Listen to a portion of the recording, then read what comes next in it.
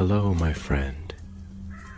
The world of magic, filled with legends and ancient tales, is opening its gates once again. Tonight, in the Gryffindor dormitory by the crackling fireplace, I will share another story with my friends. Join us, for the magic is about to come alive. The rain fell in thin, silvery threads across the ruins of Hogwarts, whispering against stone and ivy as if the castle itself were breathing again after years of silence. The war had ended, and the world of wizards and witches was stitching itself back together, though some wounds ran too deep for any charm or potion to mend. Deep beneath the castle, in a forgotten chamber of the dungeons, a single lantern burned.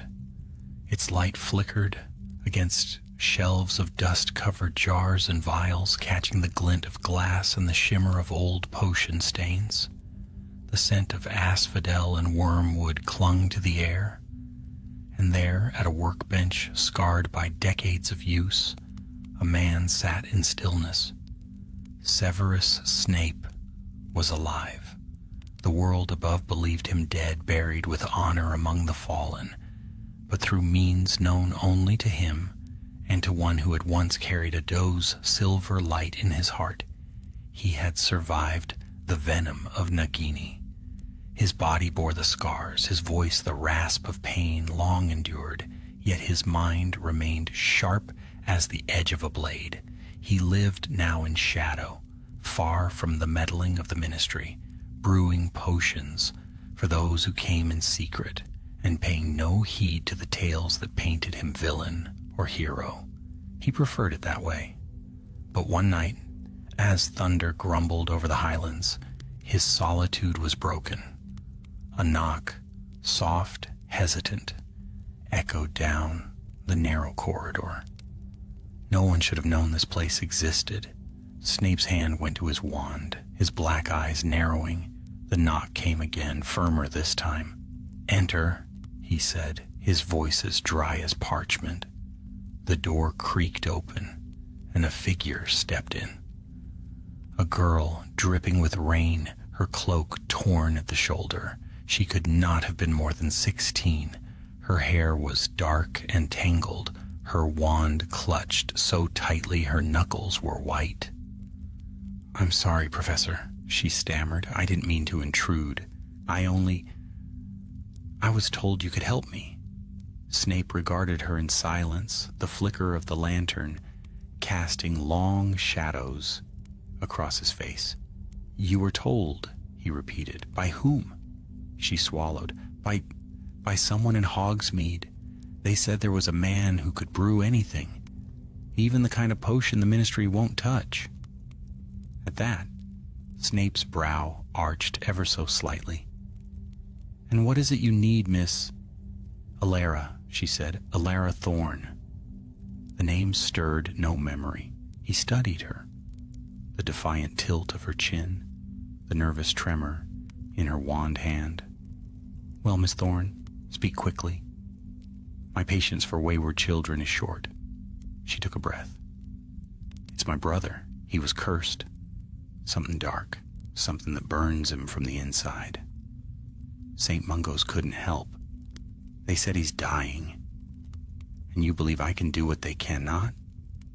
Her eyes, bright with desperation, met his. "They say you were the best there ever was." For a long moment Snape said nothing. Then he rose, his black robes whispering across the floor. "Bring me the boy's blood. A vial no larger than your thumb. I will see what I can discern." Alara's face lit with a spark of hope. She nodded quickly and turned to go, but hesitated at the door. "Thank you," she murmured. Snape gave no reply. When she was gone, he stood motionless for a while, staring into the lantern flame. It had been years since anyone had looked to him for help. The world had forgotten him, or wished to, And yet something in the girl's eyes had cut through the darkness he'd wrapped around himself.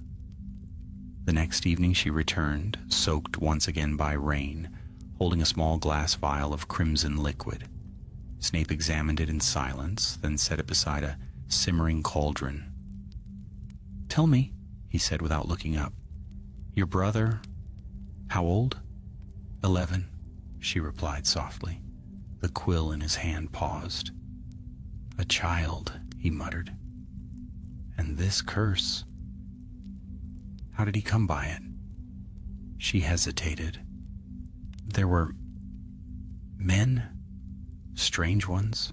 They came to our village last winter, selling charms. My brother touched one of their trinkets and..." She broke off, biting her lip. Snape frowned. He drew a small silver instrument from a drawer and let a drop of the boy's blood fall upon it. The liquid hissed and flared green.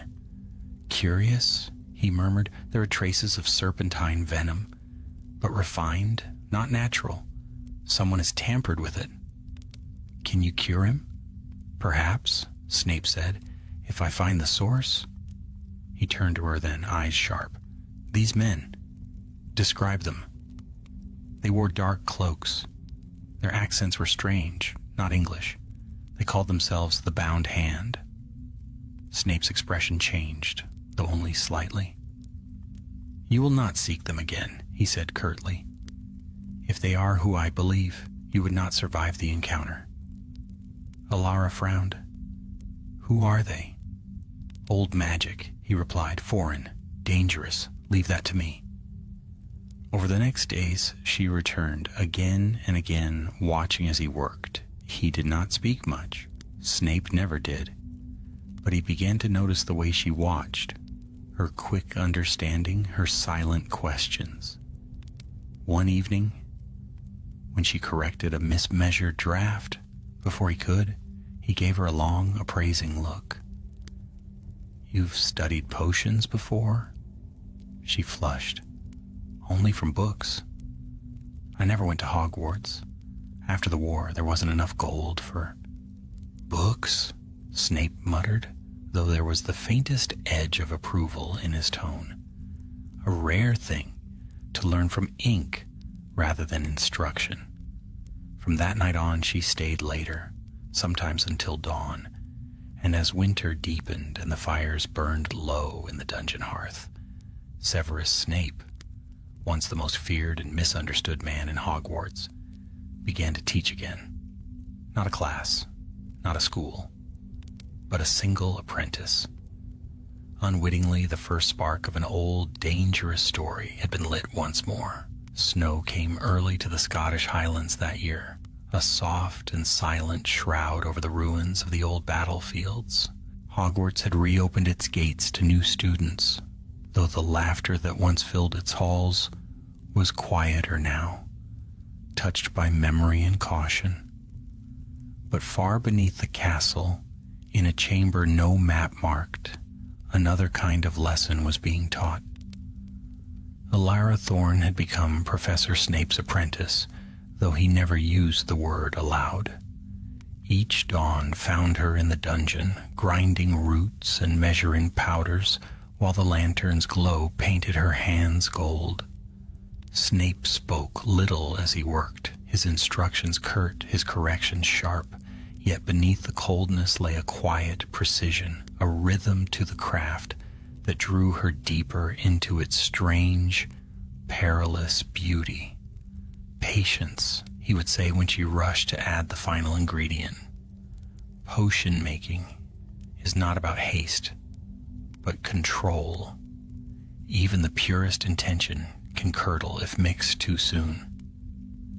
And Alara, for all her youth, learned to listen. She learned the difference between the sound of a potion ready to simmer and one about to turn. She learned how powdered bezoar could dull venom, how the color of a draft told stories of its maker's care.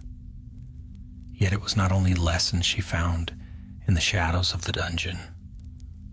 There were moments, fleeting and quiet, when she caught a glimpse of the man behind the bitterness, Once, when she burned her fingers on a boiling flask, Snape wordlessly took her hand, muttered a charm, and the pain vanished.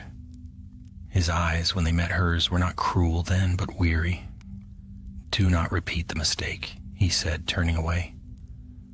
But his voice lacked the old venom. Days turned to weeks, and the boy, Alara's brother, began to recover. The strange poison that had taken hold of him faded with each draught Snape prepared, yet the cure came at a price. Each ingredient grew harder to find, rarer, and more dangerous to handle. Then one night the cauldron turned black. Snape froze. The steam that rose from it shimmered with a sickly green light, and a smell like burnt iron filled the air. Alara stumbled back, coughing. "What is it?" she gasped. Snape's face had gone pale. "This is no simple venom. Someone has bound it with a sigil, foreign magic from the eastern lands. Whoever cast this curse knew exactly what they were doing." "The bound hand?" she whispered. He nodded grimly. "A cult of exiled warlocks. They were once servants of Voldemort's allies in the East. Their art is a hybrid of alchemy and blood magic. I thought they'd been destroyed." Before Alara could speak, a sudden crack echoed through the chamber, the unmistakable sound of apparition. Both turned toward the doorway, wands raised. A man stood there, tall and robed in deep crimson. His face was thin, his eyes dark as pitch, and his accent carried the rolling cadence of Essos. "Professor Snape," the stranger said smoothly. "Alive after all. My master will be most interested." Snape's wand flicked up faster than a serpent's strike. "Name yourself." The intruder smiled. "I am Cale of the Bound Hand. We seek the completion of your old work, the Draft of Transcendence. You began it under the Dark Lord's reign, did you not?" Alara's heart pounded. She glanced at Snape, but his face was unreadable.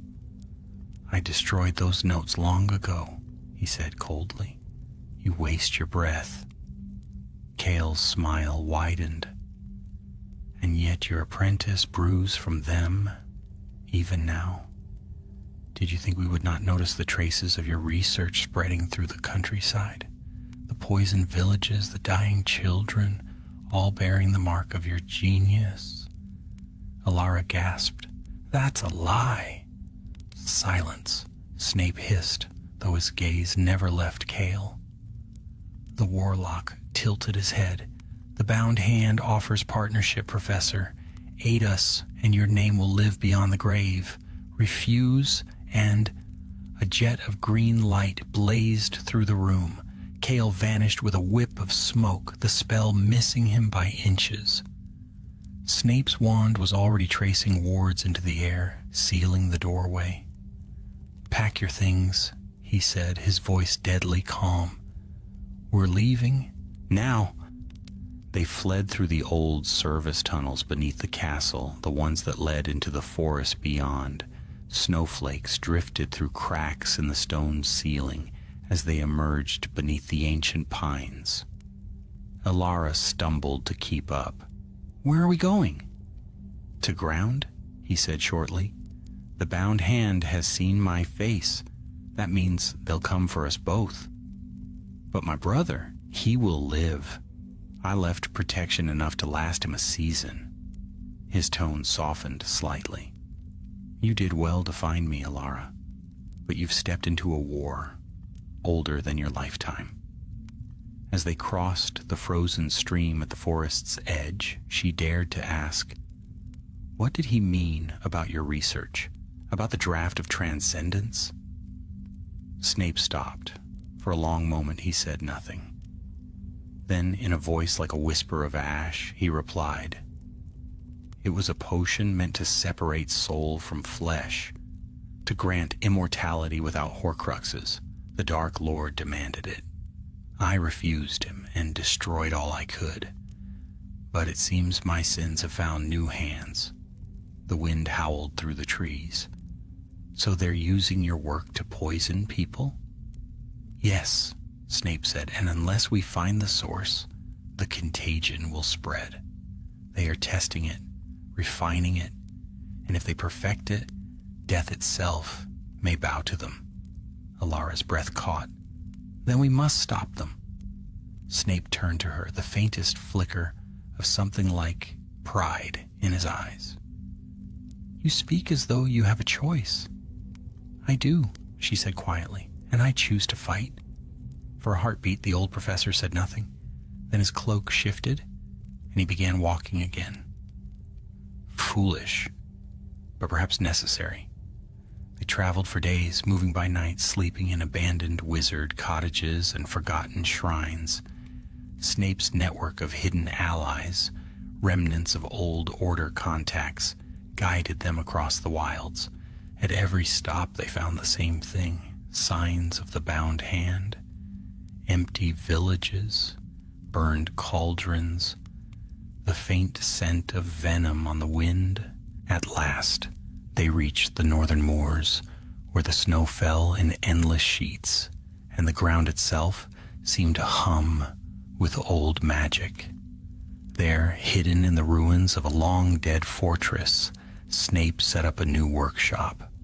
As Alara unpacked their meager supplies, she found a parchment sealed with black wax. She unfolded it carefully and froze. The letter bore her brother's name. Snape saw her expression and snatched it from her hands. His eyes darkened as he read. They've taken him, he said softly. Alara's voice broke. No.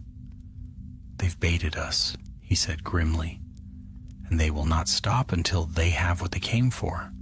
The lantern guttered in the cold wind.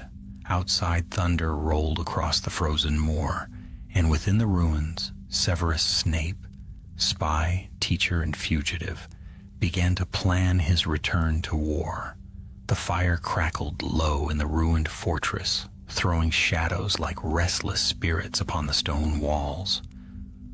Snow pressed against the windows, whispering softly, and yet the air within was charged with tension, as if the storm outside had seeped into the hearts of those who sat before it. Snape stood by the hearth, his black robes drawn close about him, the flickering light revealing lines of fatigue etched deep into his face. He held the letter once more in his hand, the parchment now creased and damp from the snow. His eyes, dark and sharp as obsidian, lingered on the words written in a curling foreign script. Alara sat across from him, trembling but defiant. The color had drained from her cheeks when she'd learned her brother had been taken, yet she met his gaze with quiet fire. Tell me where, she demanded. Snape's jaw tightened. The bound hand has taken him east beyond the sea. Their fortress lies hidden in the ruins of Valenhold, an ancient citadel that predates Hogwarts itself. Then we go after him, she said. It is not so simple, Snape replied. The bound hand does not merely kill. They take what they capture and use it. If they hold your brother, it is not for ransom. It is for power. His blood was tainted by their venom. That makes him a vessel. Alara's breath caught. A vessel? For what? For the completion of their cursed draft, Snape said, turning back to the fire. They seek to perfect the potion I once began, the draft of transcendence. If they succeed, death will no longer be an end. The soul will linger, half bound, half free, untouchable by time. But the process demands a living conduit, a body bound by both life and poison. Your brother fits their need. The silence stretched. Outside, wind clawed at the stone, moaning like the cries of ghosts. Finally, Alara rose. Then we stopped them. Snape looked at her long and hard. You speak as though courage alone can bridge the sea and break through a fortress of warlocks. I speak, she said, her voice steady now, because he is my brother, because I cannot stand by while he suffers, and because you, of all people, should understand what it means to fight for someone you once failed. The words struck like a spell, sharp and true. Snape flinched as if from a blow, though his face quickly hardened again. He said nothing for a long time, then finally murmured, "Pack your cloak. We leave by dawn." They traveled first to the coast, through lands half forgotten by the Ministry, where ruins of the old wars still smoldered beneath the snow. By day they hid beneath disillusionment charms. By night they rode enchanted carriages that glided silently across the frost. When they reached the gray cliffs of the North Sea, Snape drew his wand and whispered a spell in an ancient tongue. The waves shuddered, and from beneath them rose a blackened boat, its wood slick with seawater, its prow carved into the likeness of a serpent. Ilara hesitated at the shore. "What is it?" "An old alley," Snape said, "stolen from the Death Eaters before their fall. It will carry us to Valenhold." The sea was merciless. Waves crashed like giants' fists against the hull, and icy rain lashed their faces. Snape stood at the helm, his hair whipped by wind, eyes fixed upon the horizon. Ilara clung to the railing, her wand drawn for light, her heart pounding with a mixture of fear and awe. On the third night they saw it, a jagged spire of black stone rising from the storm-tossed sea. Lightning struck its peak, revealing a fortress carved into the cliff itself, Valenhold. The boat drew close, guided by Snape's steady hand. They disembarked in silence, feet sinking into slick rock. The gates loomed ahead, massive and bound by chains that glowed faintly with runes of containment. Snape motioned for her to stay back. He raised his wand, murmuring words of counter-curse, and one by one the runes flickered out. When the last chain fell, the gates creaked open, groaning like the voice of something ancient and displeased. Inside, the air was thick with smoke and incense. The corridors twisted like serpents, lined with torches that burned blue. From the depths came the hum of chanting. Ilara's grip tightened on her wand. "They're performing a ritual," she whispered. Snape nodded grimly. "And if I am correct, your brother is at its center." They crept through the corridors, past chambers filled with cauldrons and bubbling vials. Snape's eyes flicked over the shelves. Ingredients stolen from forbidden vaults, relics of dark sorcery. His hand brushed against a familiar jar labeled in his own handwriting. He froze. "They have my notes," he said softly. "Everything I tried to destroy." Before Ilara could speak, a voice echoed from the shadows. "So the master returns to his craft." Cale stepped forward, robed once again in crimson, his eyes burning with cruel delight. Behind him stood two figures, warlocks in silver masks, and between them, bound by chains of light, was a boy. "Rowan!" Ilara cried. Her brother turned toward her, his face pale, his eyes glowing faintly with an unnatural green fire. Cale smiled. "You see? The vessel lives. The potion nears completion. Your brother's body holds the venom. His blood, once mingled with the final draft, will awaken the immortal flame. And you, Professor Snape, your mastery will finish what you began." "Never," Snape hissed. Cale's wand rose. "Then you will die beside your failure." The air erupted with light. Spells collided in bursts of fire and smoke. Ilara dove behind a pillar as Snape and Cale met head-on, magic crackling between them like thunder. The masked warlocks advanced, their wands burning red, and Ilara sprang forward, disarming one with a sharp incantation. The second lunged, but she countered with a shield charm that sent him sprawling. Meanwhile, Snape's duel raged fierce and swift. Cale was fast, too fast, his spells layered, his movements fluid as flame, but Snape was the greater strategist. Every flick of his wand was precise, controlled. Sparks flew, runes shattered, the floor cracked beneath them. "You cannot fight what you created," Cale shouted. Snape's voice cut through the chaos. "I created knowledge, not corruption."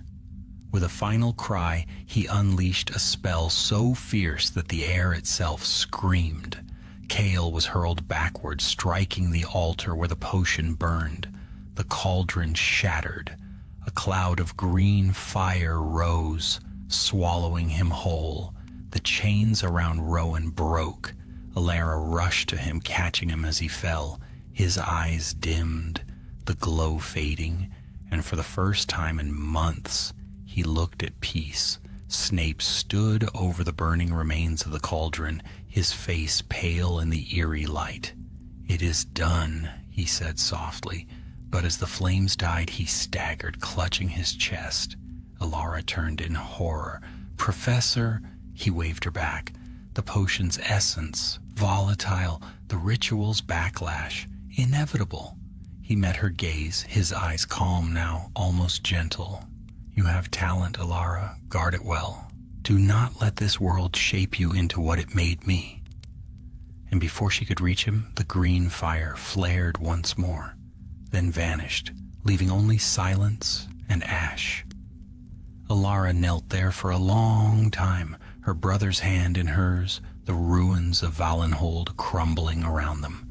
When at last the storm broke and dawn touched the sea with gold, she rose. There, amid the wreckage, lay Snape's wand. She picked it up, its surface still warm, and tucked it into her cloak. "Thank you," she whispered. Then she turned toward the light, her brother beside her, and began the long journey home. Unseen by either of them, high above the cliffs, a silver doe flickered once in the morning mist, then faded into the rising sun. The sea lay calm in the dawn's pale light, its waters no longer churning with the fury of storm or spell.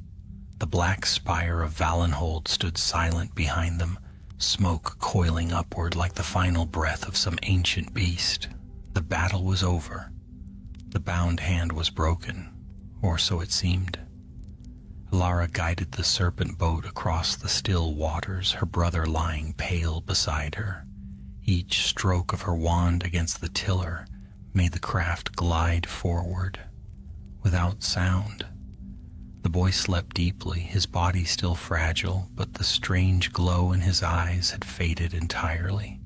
Snape's final potion had done its work, yet Alara's heart was heavy. The man who had saved her brother, the one who had taught her more than any book or master could, had vanished into the fire. Only his wand remained, resting in her cloak, its wood smooth and cold. She felt its weight as though it were a promise and a burden. When at last the boat reached the northern shore, Alara helped her brother onto the frost-covered beach. The world seemed untouched by what had happened in that far-off fortress. Snowflakes drifted in the gray sky, the air sharp with the scent of pine and salt. She cast a warming charm over them both and began the long walk inland. For days they traveled through the moors, stopping only when Rowan grew too weak to continue. Alara hunted with spells, gathered herbs for food, and used what Snape had taught her to heal his lingering fever. At night, when the wind howled through the desolate plains, she whispered stories to keep him calm, stories of Hogwarts, of great witches and wizards, of a teacher with dark eyes and a secret heart. By the 7th night they reached the borders of civilization. A wizarding village lay nestled in a hollow of the hills, its chimneys smoking gently against the snow. Lights gleamed in the windows. The sound of laughter and conversation drifted on the wind. It seemed a world away from the darkness they had left behind. Alara stopped at the edge of the road. "We'll rest here," she said softly. Rowan nodded, still weak, but smiling faintly. "Do you think it's really over?" Alara hesitated. "I think it's never truly over," she said. "But for now, yes." They found an inn, small but warm, run by an elderly witch with spectacles perched at the tip of her nose. The woman gave them a room and asked no questions, though her sharp eyes lingered on Alara's travel-worn cloak and the wand she carried at her belt. That night, as Rowan slept peacefully for the first time in months, Alara sat by the window, gazing out at the snow. The village lay quiet beneath the moonlight. She turned Snape's wand over in her hands, tracing the grain of the wood, the faint burn marks near the handle. "You saved him," she murmured, "and you saved me." For a time she sat in silence, lost in memory. Then, without fully knowing why, she whispered the charm he had used to summon his Patronus. Expecto Patronum. At first, nothing happened. Then, from the tip of the wand, a faint shimmer appeared, soft and silver like mist on water. It took shape slowly, wavering, and at last coalesced into the form of a doe. Alara's breath caught. The Patronus stood before her, its light filling the small room. It turned its head, its eyes meeting hers, and for a fleeting moment she felt warmth, calm, and something else, something like approval. Then the light faded, and the doe was gone. The next morning, Alara and Rowan departed the village. She told the innkeeper they were bound for the south, though she herself did not yet know where her path led. Her old life was gone, but something within her had changed, hardened and grown. She could no longer be only a girl seeking to save her brother. She had been a student of Severus Snape, and his lessons had taken root in her soul. Their journey took them to the outskirts of Hogsmeade, where the snow lay deep and the castle's distant towers rose faintly against the sky. Hogwarts stood rebuilt, its windows glowing golden in the twilight. A new term had begun. Alara hesitated at the edge of the forbidden forest, her heart torn between longing and fear. Then, gathering her courage, she approached the gates. The guards, a pair of aurors stationed since the war's end, stopped her. One, a tall witch with auburn hair, narrowed her eyes. "Name?" "Alara Thorne," she said. "I was a student of Professor Snape." At the name, the witch's expression softened slightly. "You knew him?" "Yes," Alara said quietly. "Better than most." The auror studied her a moment longer, then stepped aside. "The headmistress will want to hear this." Inside the castle, warmth and light enveloped her. Portraits whispered curiously as she passed, and suits of armor turned their heads to watch. The scent of parchment and candle wax filled the air. Every step stirred memory, of voices that would never speak again, of lessons long ended. Headmistress McGonagall met her in the office that had once belonged to Dumbledore. Her sharp eyes, softened by time and grief, regarded Alara with both suspicion and pity. "I heard you mention Professor Snape," McGonagall said. "Few still speak of him." Alara reached into her cloak and placed Snape's wand upon the desk. "He's gone," she said simply. "But he saved lives before he did. Mine, my brother's, countless others." McGonagall's gaze fell to the wand. For a long moment she was silent. Then she said, "He was a complicated man. The world rarely sees past such shadows." Alara nodded. "Then I will make sure they do." McGonagall looked up, her expression softening. "You have his resolve, Miss Thorne. perhaps even his talent. She paused. Would you like to stay? The words caught Alara off guard. Stay? Hogwarts is in need of apprentices, McGonagall said. Students who survived the war, who understand that knowledge carries both cost and power. You would be welcome here. For a long time, Alara said nothing. Then she glanced at the wand on the desk. I think you would want that. And so she stayed. In the months that followed, Alara studied tirelessly, mastering every art Snape had ever begun to teach her. She became known among the professors for her skill with potions and her quiet discipline. Yet beneath that calm exterior burned the same determination that had once guided her mentor. Sometimes, in the stillness of night, she would descend to the dungeons, where the air still held a trace of asphodel and wormwood. There she kept a single lantern burning beside the empty desk that had once belonged to Severus Snape.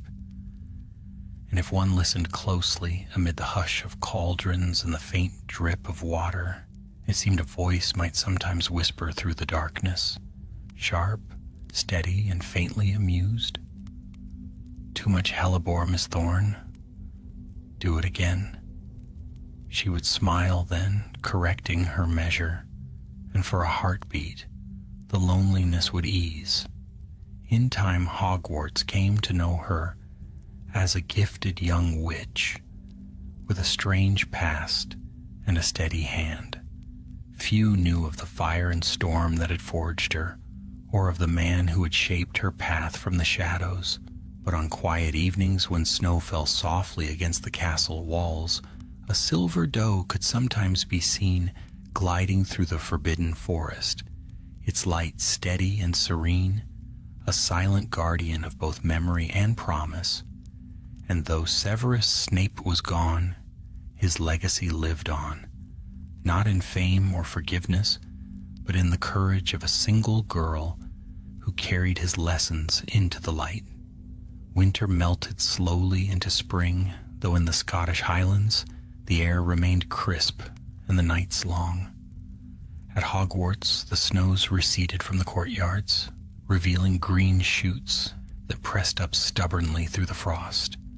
Students filled the halls again, new faces, some still wary, others eager to reclaim the joy that war had stolen. Alara Thorne walked among them with quiet purpose. She was no longer merely a survivor of the old chaos, nor a nameless girl from the ruins of the North. She had a place now, a desk in the dungeon shelves of her own, and a key to the potion stores once guarded by the man whose shadow still lingered there. Her apprenticeship had become legend among the younger students, though few knew the truth of it. Some whispered that Snape's ghost had chosen her as his successor, others that she had stolen his craft through dark means. Alara let them whisper. The truth she knew belonged to her alone. Each dawn she descended into the cool chambers beneath the castle, the familiar scent of crushed herbs and brewed elixirs surrounding her. The dungeon was alive with quiet industry, cauldrons simmering, glassware gleaming faintly in the torchlight. And there, beside the great stone workbench, she had placed a small framed parchment, Snape's handwriting, salvaged from the ruins of Vollenhold, a single note scrawled in haste. The antidote lies not in purity, but in precision. It had become her creed. She taught small classes now, under the headmistress's supervision, remedial lessons for students who struggled with their drafts and distillations. Her manner was sharp, her patience limited, yet her results were extraordinary. Even McGonagall had been heard to say in one of her rare moments of praise that Miss Thorne's methods would have pleased Professor Snape greatly, though one doubts he'd ever admit it. But peace, as Alara had learned, was never meant to last. One evening, as she prepared to lock the classroom, she noticed a faint glow at the edge of the shelves.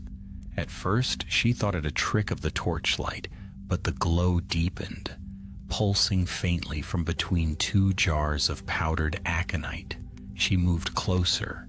The space shimmered, and something slid free, a scrap of parchment scorched at the edges.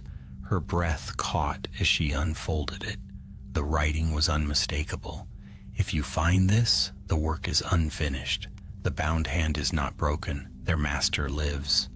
Below the words was a symbol, a serpent coiled around a hand drawn in black ink.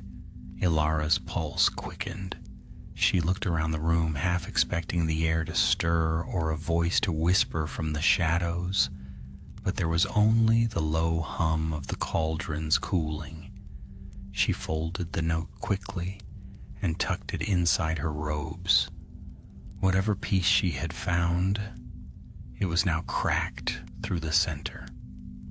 That night she climbed the spiral stairs to the astronomy tower where the stars burned cold above the castle's turrets. She stood at the parapet, the wind whipping her cloak around her. Below, the forbidden forest spread like a dark sea. Somewhere out there, she had once seen a silver doe. She spoke softly into the night. If you're still watching, tell me what to do. Only the wind answered. Days passed and she tried to bury her unease in study.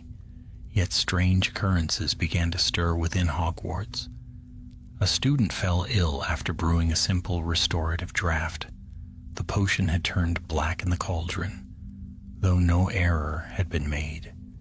In the owlery, several birds were found dead, their feathers stained with a greenish sheen, and in the lower halls, near the Slytherin common room, a mark had been scorched into the stone, the same serpent and hand sigil that appeared on Snape's note.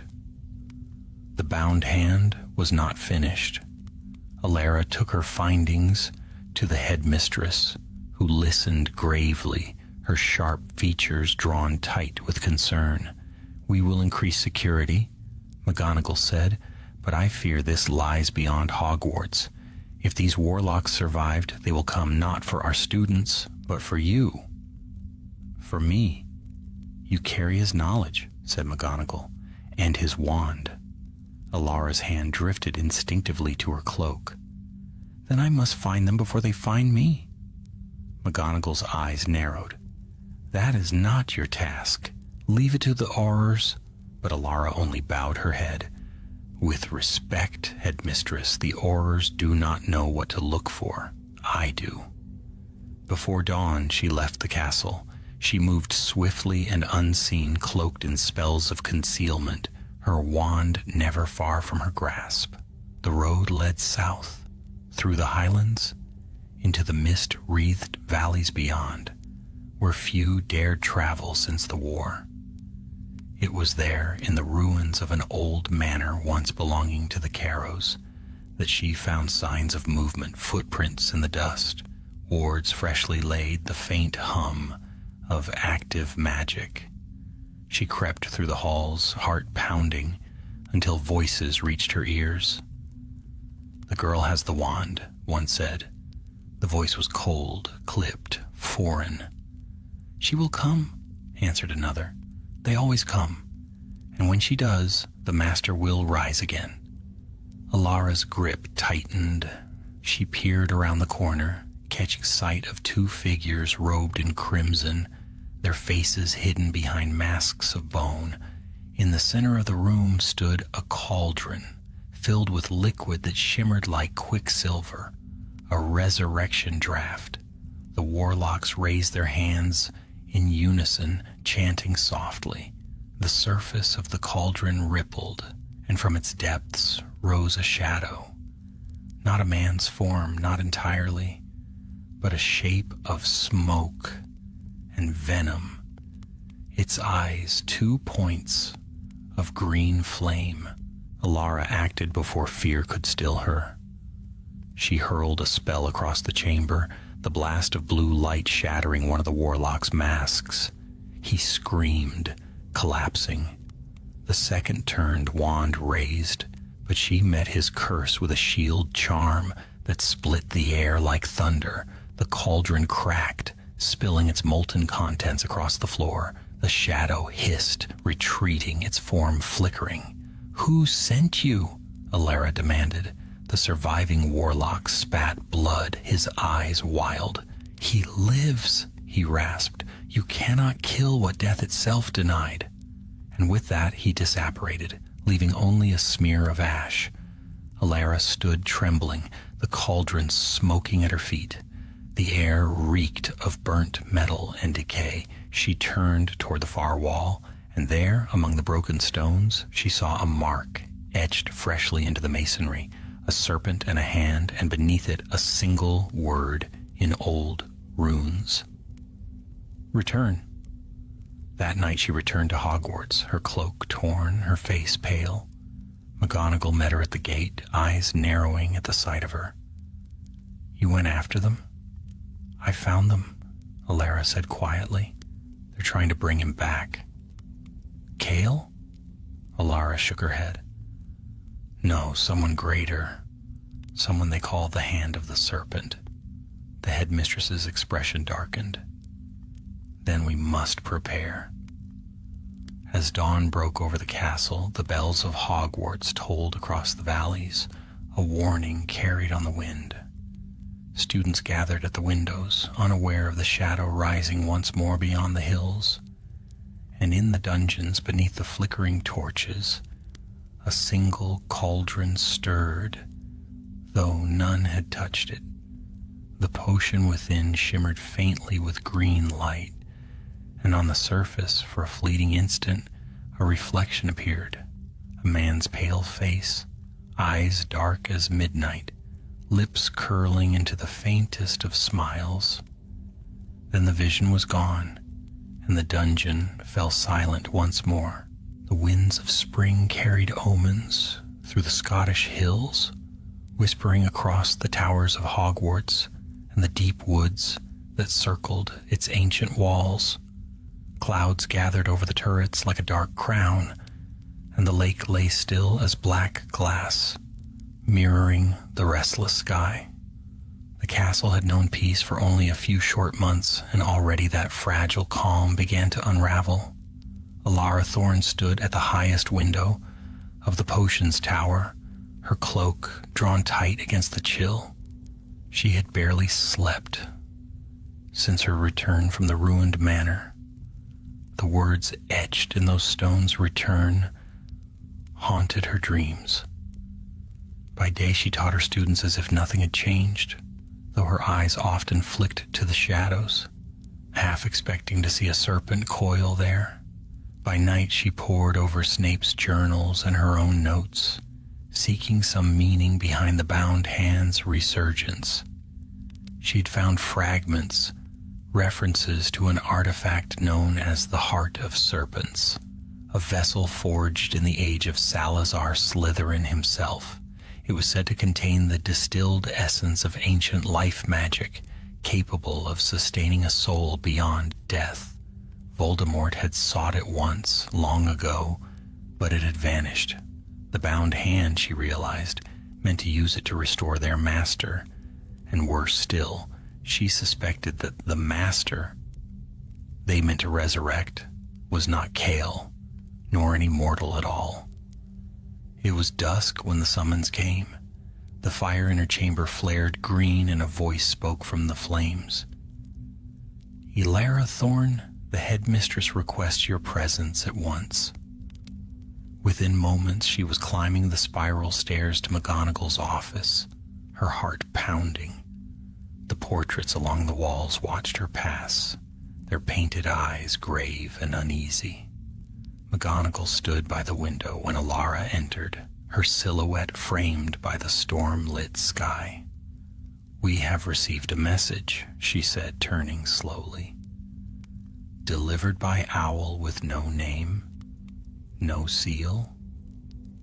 She held out a scroll of black parchment. Alara unfolded it, scanning the neat, curling script. "To the apprentice of the Half-Blood Prince." the master calls for his due. Bring the wand that once defied death, and the blood that carries his craft. Meet us at the grave of serpents before the next moon wanes. If you do not come, others will. Alara's throat tightened. The grave of serpents. An ancient name for a place south of here, McGonagall said grimly. The catacombs beneath the ruins of Slytherin's first sanctuary. No one who entered them after the Founder's age ever returned. Alara folded the note carefully. Then that's where they mean to finish it. You cannot go alone, said McGonagall. The Ministry has been warned. Aurors will slow me down. Alara interrupted, meeting her gaze. You know they will. They don't understand what's being done, what's at stake. The headmistress's eyes hardened. And you do? I was his student, Alara said. I carry his wand. That is why they want me, and why I'm the only one who can stop them. For a long moment, neither spoke. The fire snapped sharply in the silence. At last, McGonagall said, Then go. But Miss Thorne, do not mistake courage for recklessness. Severus Snape sacrificed his life for a redemption. Do not throw yours away chasing his ghosts. Alara bowed her head. I won't. That night she left the castle once more. The sky was heavy with stars, the forest below, whispering like the breath of sleeping giants. She moved swiftly beneath the trees, following the faint pull of old magic that seemed to hum through the earth. Snape's wand rested in her hand, its power steady, familiar, a living thread between master and apprentice.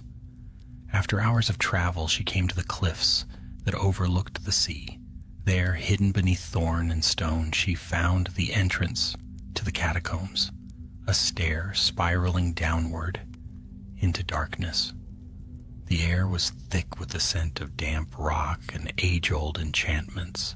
At the bottom, torchlight flickered against walls carved with serpents that seemed to shift when she looked too long. The air trembled with chanting. She crept forward, the sound growing clearer, low, rhythmic, spoken in a tongue older than English. In the vast chamber ahead she saw them. A circle of warlocks, robed in crimson, stood around an altar of obsidian. At its center lay a vessel of jade, carved into the shape of a coiled serpent. Its eyes glowed with green fire, the heart of serpents. The air around it shimmered as if alive. Cale's voice rose above the rest. Blood of the prince, breath of his heir, together they shall awaken the hand. Alara stepped into the light. Then let it end here. The chanting stopped. Dozens of masked faces turned toward her. Kyle smiled, his eyes bright with triumph. You came, just as he did once before. You will fail, as he did, she said. Cale raised his wand, and the warlocks answered as one. Spells flashed through the air, filling the cavern with light and thunder. Alara spun, shield charm flaring, her counter-curse striking 2 attackers to the ground. She moved with precision and fury, each motion echoing lessons whispered long ago in a dimly lit dungeon. Kyle advanced, his robes whipping in the wind of conjured flame. You wield his wand, girl, but not his will. We'll see, she hissed. They clashed in a storm of light. Fire met ice, shadow met steel. Cale's magic was raw and brutal. Hers was disciplined, honed by the memory of Snape's cold perfection. Sparks rained upon the altar. Then Cale's wand slashed across the air, and a bolt of crimson struck her shoulder. Pain flared, and she fell to one knee. The jade vessel trembled, its glow intensifying. A column of green fire rose from it, forming a towering shape, the shadow of a man cloaked in serpents. The warlocks fell to their knees, crying out, "The hand of the serpent rises." Alara forced herself to her feet. The figure's voice echoed through the chamber, deep and hollow. "You would defy my return, child of the traitor?" "I would end it," she gasped. "Snape could not destroy me," the voice thundered. "He only delayed the inevitable. Through you his power lives again, and through you it shall serve me." The flames surged toward her, searing hot. Desperate, Alara raised Snape's wand and shouted the first spell that came to her lips, a spell he had once forbidden her to use. Anima revocare. Light burst from the wand, pure and white. The serpent fire recoiled, screaming. For an instant she saw within it a face, not monstrous but human. Snape's face, calm and resolute. Precision, not purity, his voice whispered through the flame. She understood then. Gripping the wand with both hands, she aimed it at the vessel. "For you," she whispered, "and for what's left of him." The spell erupted, shattering the jade. A shock wave tore through the catacombs, the green fire imploding into darkness. The warlocks screamed as the light consumed them. When silence returned, the chamber lay in ruins. The serpent carvings had cracked. The altar had split in two, and the heart of serpents was dust. Kale lay motionless amid the debris. Alara staggered, the world spinning. She fell to her knees, the echo of Snape's voice still ringing in her ears. Then slowly, the shadows began to fade, and in the air above the broken altar, a silver glow took shape, a doe, radiant and serene. It looked down at her for a moment, then turned toward the stairs and vanished into the dark. Alara closed her eyes. She did not weep. When she rose again, dawn was breaking over the cliffs, and the storm had passed. She stood at the mouth of the catacombs, the sea wind cold upon her face. Snape's wand was still in her hand, its tip faintly warm. Somewhere far off, bells tolled faintly over the highlands. The war was over, at least for now, but as Alara turned toward the long road home, she knew that some lessons once learned never truly ended. And somewhere in the depths of the forest, when the first rays of light touched the world, a silver doe ran beneath the trees, silent as memory, tireless as hope. Summer came early that year, as if the land itself wished to forget the long shadow that had passed over it. Wild flowers bloomed across the moors, and the lake shone blue beneath skies free of storm. From the outside, Hogwarts seemed once more a place of peace and laughter. Yet in the quiet hours, when the sun dipped low behind the mountains, the castle still remembered. Alara Thorne remembered too. Weeks had passed since the battle in the catacombs, the shattering of the heart of serpents and the fall of the bound hand. The ministry called it a final victory, a closing of old wounds. But Alara knew better. Darkness did not end. It waited, buried like seed beneath the snow. She returned to her duties at Hogwarts with a calm face and steady hands, but within her burned a restlessness she could not quell. Her nights were filled with dreams, not of Kale or the warlocks, but of Snape. Sometimes she saw him standing in the dungeons, his robes stirring in a phantom wind, his voice low and unreadable. "Precision, not purity," he would whisper. "The balance lies between." Then she would wake, the echo still lingering in her mind, and find Snape's wand warm beneath her pillow. One evening, as twilight deepened, she lingered in the dungeon long after her students had gone. The cauldrons had been cleaned, the shelves ordered, yet she felt the pull of unfinished work. She lit a single lantern and spread her notes across the desk, her own writing interwoven now with fragments of Snape's recovered pages. In the margin of one, she found a line she had not noticed before, written in his terse hand. The potion is not the end. The draft is the beginning. The words stirred something in her. Had he meant the draft of transcendence? Or something beyond it, something he had never finished? She turned page after page, tracing his formula and sigils, her mind racing.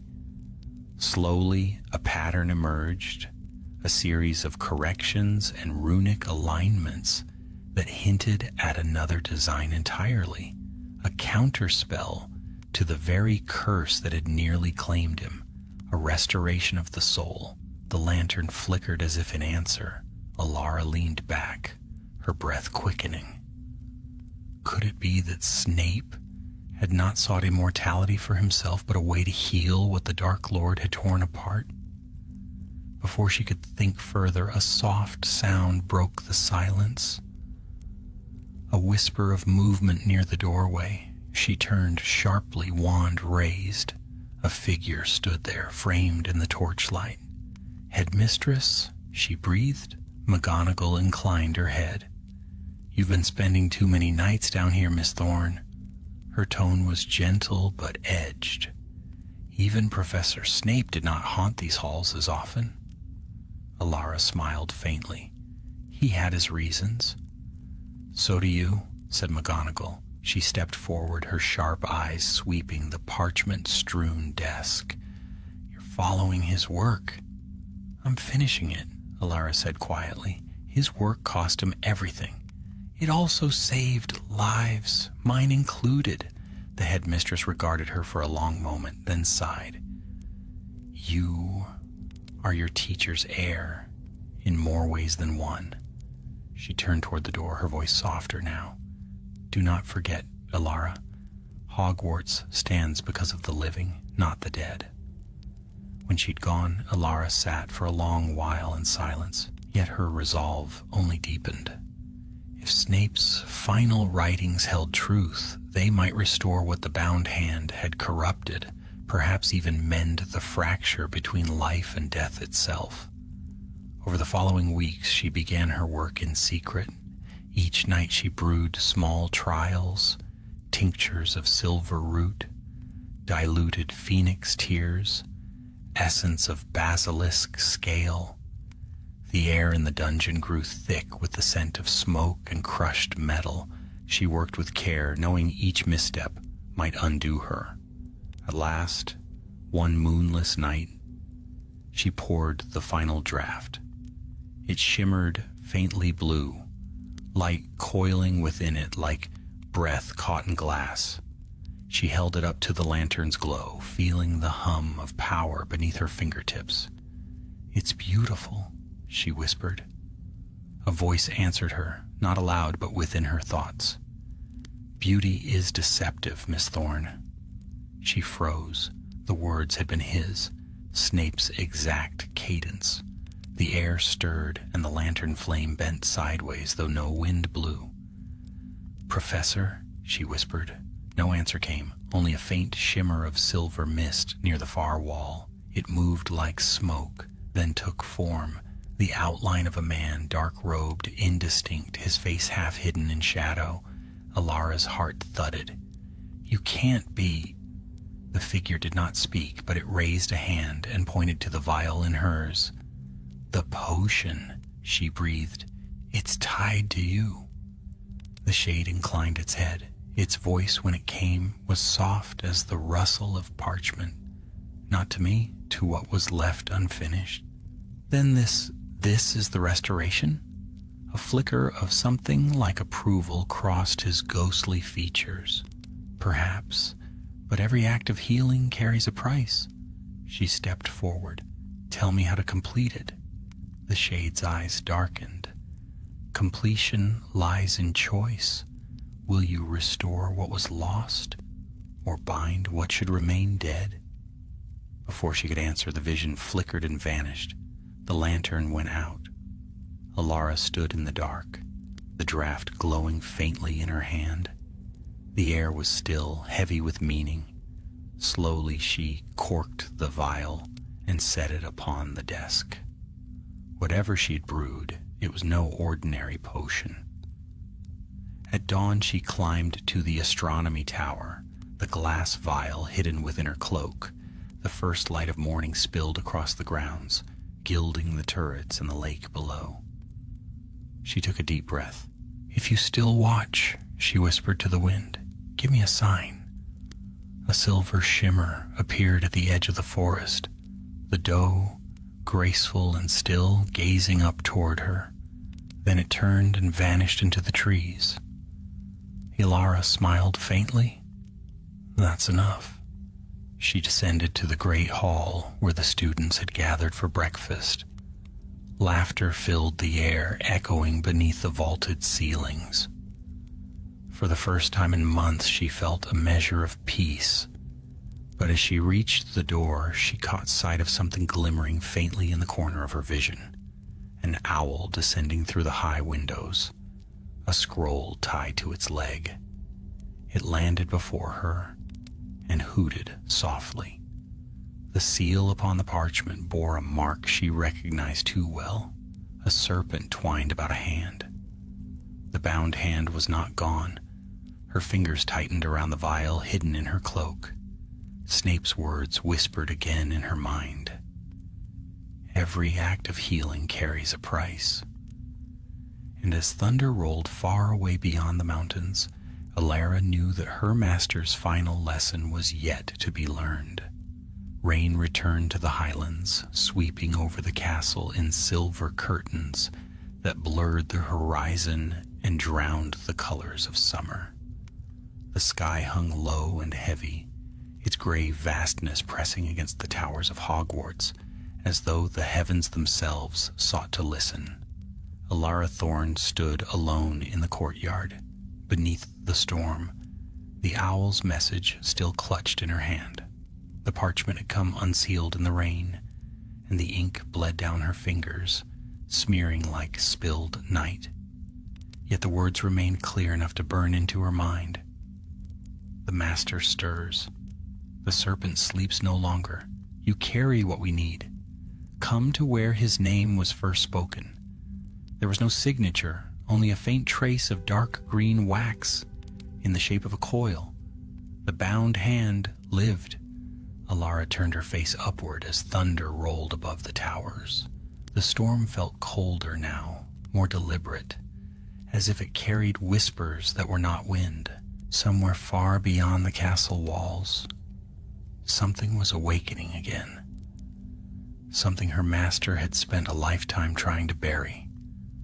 By morning she had made her choice. Before dawn, she went to McGonagall's office, where the fire burned low and the portraits along the walls slumbered in their frames. The headmistress herself was awake, though. Hogwarts never truly slept. "You've received another message," McGonagall said, not looking up from the parchment in her hand. Ilara nodded, her cloak dripping onto the stone floor. "They want the potion. They want me to bring it to the place where his name was first spoken." McGonagall's gaze rose sharp as a hawk's. "You know where that is?" "The Chamber of Secrets." The old witch's lips thinned. "That place was sealed. After the war, the Aurors closed it permanently.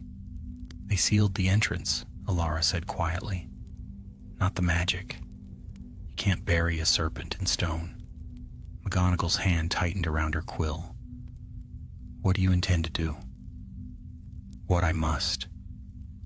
"Then at least allow me to send help." "No," Ilara said. "If they see me coming, they'll flee again. I have to go alone." The headmistress studied her for a long time. "You sound very much like him," she murmured, "and you forget that he died for it." Ilara bowed her head. "He died to end it. I intend to make sure he succeeded." McGonagall sighed deeply, her eyes glimmering with something that might have been pride or sorrow. "Then may Merlin watch over you, Miss Thorne." Ilara turned and left before doubt could take hold. By nightfall, she stood once more in the dungeons, The school slept above, its corridors silent except for the whisper of rain along the windows. She moved with purpose, carrying only her wand, a small satchel of ingredients, and the vial that glowed faintly blue, the unfinished draft she had brewed from Snape's final notes. The entrance to the chamber lay behind a crumbling wall in an unused corridor. She had found it once by accident while cleaning the stores. The faint outline of a serpent still curved along the stone, invisible to all but those who knew where to look. Ilara lifted her wand. "Open." The word hissed through the air, sibilant and sharp. The stone shuddered, split, and drew back to reveal the gaping mouth of a tunnel spiraling into darkness. A wind rose from within, cold and alive. She descended. The path wound downward for what felt like hours, slick with moisture and the scent of age. Her light illuminated carvings on the walls, serpents, runes of old magic, warnings left by those long dead. Finally, the tunnel widened into a vast chamber where stone pillars rose like the ribs of some great beast. The statue of Salazar Slytherin loomed ahead, its eyes dull and lifeless. But she was not alone. A voice echoed through the air, smooth as silk. "I was beginning to wonder if the apprentice would come." Ilara turned, wand raised. From behind the statue stepped a man cloaked in crimson, his face hidden behind a hood. Rainwater dripped from his robes, though no rain had fallen here in centuries. "Kale," she said. He lowered his hood, and she froze. It was not Kyle. The face that looked back at her was younger, sharper, but unmistakably familiar. "Rowan," she breathed. Her brother smiled, though the expression did not reach his eyes. "You saved me once, sister. Now it is my turn to save him." Ilara shook her head. "No, this isn't you." "The bound hand showed me truth," he said softly. "The potion they gave me, the venom, it was not a curse. It was awakening. The hand of the serpent does not die. It only waits for a vessel." Her heart twisted. "You're his vessel." He spread his arms, and the air around him shimmered. "Through me, the master will rise again." The ground trembled. The eyes of Slytherin's statue flared green. Ilara stepped forward, voice trembling. "Rowan, listen to me. You're stronger than this. You're not him." He laughed, but it was not his laugh. "You think love is stronger than legacy? You think he didn't believe that once? Severus Snape tried to master death, and death mastered him." The serpent statue cracked down the middle. From the fissure, light poured forth, a blinding emerald glow that filled the chamber. A shape began to emerge within it, tall and robed in shadow. Ilara knew the presence instantly, though she'd never seen it before. It was the echo of every darkness she had ever felt, the whisper of every curse, every lie. The hand of the serpent, its voice filled her mind. "The draft, child. Bring it to me, and I will spare your brother." Ilara's hand went to her cloak. The vial pulsed faintly against her palm. She looked at Rowan, whose eyes now glowed the same unearthly green. For a moment she saw the boy he had been, the child who had followed her through the snow, laughing. "Please," she whispered. "Give it to me," he said, his tone half command, half plea. Ilara closed her eyes. Snape's voice returned to her then, quiet but steady. Completion lies in choice. When she opened her eyes, her decision was made. "I will give it to you," she said. Rowan smiled, stepping closer. "Wise, but not as you think." She hurled the vial against the floor. It shattered, and the blue liquid spread across the stone like a living river, its light swallowing the green. The chamber shook as two magics collided, The bound and the free, the cursed and the redeemed. Rowan screamed, light bursting from his chest. The shadow that had hovered over him writhed, torn apart by the draft's purifying force. Alara ran to him, arms around him as he fell, the roar of collapsing stone deafening her. When at last the light faded, the chamber was still. The serpent statue lay broken, its head fallen. Rowan's body was limp in her arms, but his breathing, thank the stars, was steady. A whisper drifted through the silence, faint and fleeting. "Well done, Miss Thorne." Alara looked up, tears streaking her cheeks. The air shimmered faintly above the ruins of the statue. A figure, tall, cloaked in black, stood watching. "Professor," she breathed. The shade inclined its head. "Every act of healing carries a price. You paid it." And then he was gone. Alara gathered her brother close and began the long climb back toward the surface. The serpent's lair was collapsing behind her, the walls sealing themselves forever. By the time she reached the entrance, dawn was breaking. The storm had passed and golden light spilled across the grounds of Hogwarts. Rowan stirred, his voice weak but clear. "Alara, is it over?" She smiled through her tears. "Yes, little brother, it's over." But as she looked back one last time toward the hidden passage now buried in stone, she thought she heard a whisper carried on the morning breeze, soft, weary, and unmistakably familiar. Not purity, but precision. And she knew then that Severus Snape's lesson and his watchful presence would remain for as long as Hogwarts itself stood. Autumn crept once more across the highlands, gilding the trees that circled the black lake and turning the fields beyond Hogwarts to copper and gold. The castle breathed again, alive with laughter and the rustle of robes, the scent of parchment and roasted chestnuts. Yet beneath that peace lay a deeper stillness, as though the very stones remembered what had been sealed below. Alara Thorne walked the corridors in quiet reflection. The Chamber of Secrets was closed, truly closed, its entrance fused by spell and collapse. Rowan lived, but he had not woken since that night. He rested in the hospital wing, pale but breathing, watched over by Madame Pomfrey and the soft glow of healing charms.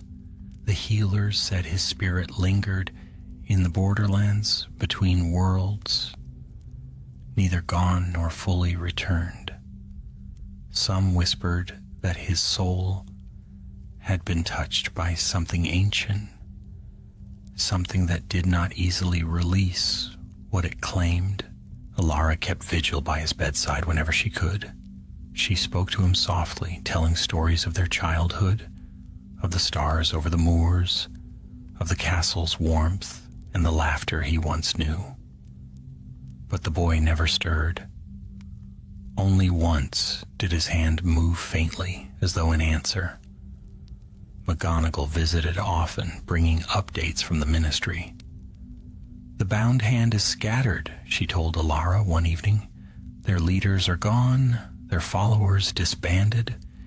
You've done more than any of us dared hope." Alara only nodded.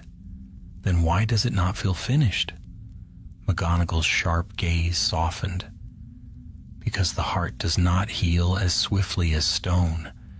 Time will do what magic cannot." Alara wished she could believe that. When the nights grew longer and frost returned to the edges of the windows, strange dreams began to visit her again. In them, she walked the dungeons, empty and silent, her footsteps echoing softly. A faint blue light would always guide her to Snape's old classroom, where a single cauldron still smoked faintly, and there, standing over it, was the shadow of her master, neither ghost nor memory, but something between. "You've done well," he would say, voice low and measured. "I failed," she would answer. "He still sleeps." Not all sleep is death. Not all silence is loss. And before she could ask more, she would wake, the echo of his words fading with the dawn. One morning near Samhain, when the castle was draped in fog, Ilara descended once more into the dungeons. She had not set foot there since the battle below, and each step stirred ghosts of memory. The hiss of flame under cauldrons, the faint bitterness of burnt potion, the echo of Snape's clipped tone. Her hand brushed the surface of his old workbench. The stone was cold. Dust gathered on the shelves where his jars once stood. She knelt, searching among the debris, and found beneath one loose flagstone a folded scrap of parchment, brittle with age. It bore a single line in his hand. When the heart sleeps, it dreams of return. Ilara closed her eyes. A thought formed, fragile, reckless. She rose, gathered what ingredients she could find, and set a cauldron to flame. The potion she brewed was not written in any book. It came from instinct, from fragments of Snape's teachings and her own heart. She mixed phoenix tears for life, asphodel for sorrow, and crushed basilisk scale for the boundary between death and waking. The brew shimmered like moonlight caught in water. She worked through the night. When it was done, she poured the draft into a small vial and climbed the tower stairs, the wind howling outside. In the hospital wing, the world was still. Rowan lay motionless beneath white sheets, the faint rise and fall of his chest, the only sign of life. Ilara sat beside him and placed the vial to his lips. "I don't know if this will reach you," she whispered, "but I'll try. For both of us." The potion glowed as it touched him, its light spreading through his veins like threads of silver. His breathing deepened. Then for the first time in months, his eyes fluttered open. "Ilara," he murmured, voice faint. Tears blurred her vision. "You're safe," she said, "and it's over." He smiled weakly. "I dreamt of a man in black. He said to tell you precision, not purity." Her breath caught. "He told you that?" Rowan nodded before sleep claimed him again, peaceful this time. Ilara sat in silence, her hands trembling. She felt no fear now, only the quiet certainty that Snape had not gone entirely. He lingered as he always had, between worlds, watching, guiding from the shadows. Days turned to weeks, and the boy's strength returned slowly. The healers called it a miracle. Ilara called it a promise kept. When winter came, Hogwarts celebrated a Yule brighter than any in memory. Garlands hung in the great hall, and enchanted snowflakes drifted through the air. Ilara watched from a corner table, her heart both heavy and light. She thought of the long road behind her, the ruin of war, the faces lost, the lessons learned in shadow. "Professor Thorne?" She turned. A small first year stood before her, clutching a parchment of parchment-smeared notes. I can't make my potion come out right," the boy stammered. "It keeps turning brown." Ilara smiled faintly. "Brown's only one step from gold," she said, rising. "Let's see what you've done." The boy's eyes widened. "You'll help me?" "That's what professors do." They returned to the dungeon together. The cauldron smoked, the scent of rosemary and fluxweed in the air. Ilara corrected his measure with a steady hand, murmuring softly, "Too much heat dulls the essence. Try again." When the potion turned clear, the boy beamed. "Thank you, Professor," she smiled. "Precision, not purity." He frowned. "What does that mean?" "It means," she said, gazing into the flickering fire, "that mistakes teach us more than perfection ever will." That night, when the corridors were quiet, she passed through the courtyard where snow fell in soft spirals. The lake was frozen over, the moon mirrored on its glassy surface. She stopped at the edge, the cold wind lifting her hair, and whispered, "He would have liked this year." From the forest beyond came a soft shimmer of light. The silver doe stepped into view, its hooves leaving no mark upon the snow. It bowed its head toward her once, solemn, gentle, then turned and vanished among the trees. Ilara watched until the last glimmer of silver faded. Then she turned back toward the castle, her breath forming mist in the cold air. The war was over, but the story of those who fought it would never truly end. And somewhere deep beneath the dungeons, where the torches burned low, the faint scent of asphodel lingered still. A memory, a legacy, a lesson carried on in every breath of steam that rose from a bubbling cauldron. Hogwarts endured, as it always had, and so did the spirit of its most unlikely savior, woven now into its walls and its students, into every act of courage that began in doubt, and every redemption born of failure. The world above dreamed on, unaware that beneath its stone floors, the quiet magic of Severus Snape lived still, in potions that glowed like starlight, in the heart of his apprentice, and in the unbroken bond between teacher and pupil that time itself could not unmake. The year waned again, and with it came the first sharp breath of another winter. Across the Scottish hills the winds keened low, sweeping through the heather, and across the black surface of the lake, Hogwarts stood proud beneath its mantle of frost, its windows gleaming gold against the endless gray sky. Yet within those walls, quiet changes moved unseen like currents beneath still water. Ilara Thorne had taken her place among the faculty now, not by ambition, but by the quiet necessity of purpose. She taught potions to the newest generation, the sons and daughters of those who had known war only as history, not terror. The classroom no longer echoed with Snape's severity, but its air still held that same expectation of precision. Her lessons were stern but fair, her patience deeper than his had ever been, yet her words carried the same weight of truth. Each morning she walked the corridors before dawn, her cloak brushing the ancient stones, the scent of herbs and parchment trailing in her wake. The castle greeted her, as an old friend might, with murmuring portraits, shifting staircases, and an occasional mischievous whisper from Peeves, who delighted in calling her mistress of the dungeon. But though her days were full, her nights remained uneasy. The dreams had not ceased. She still saw the old dungeon, the cold, flickering lamplight, the familiar cauldron simmering, and always the voice.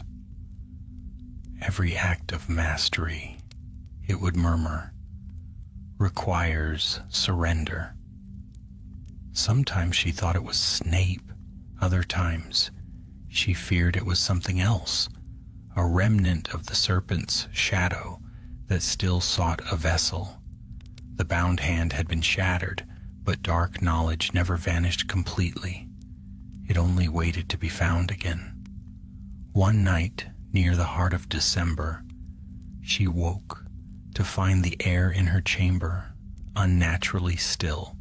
The fire had gone out, a pale mist hung above the floor.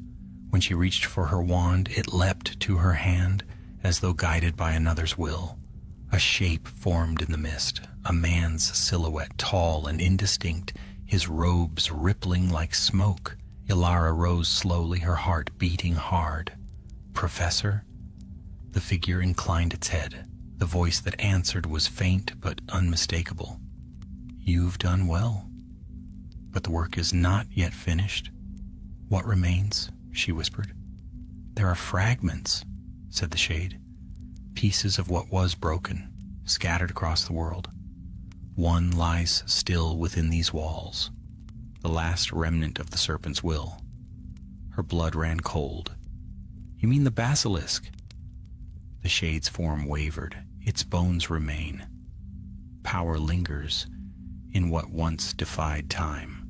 Before she could speak again, the vision faded, and the room fell silent save for the soft crackle of fire reigniting itself.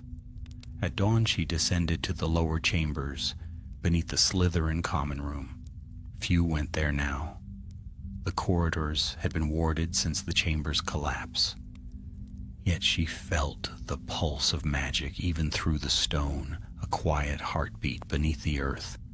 The door that sealed the lower catacombs bore heavy enchantments, but Snape's wand seemed to know the way. At her whispered spell, the locks yielded with a shiver. She entered, her lantern throwing trembling light across ancient carvings.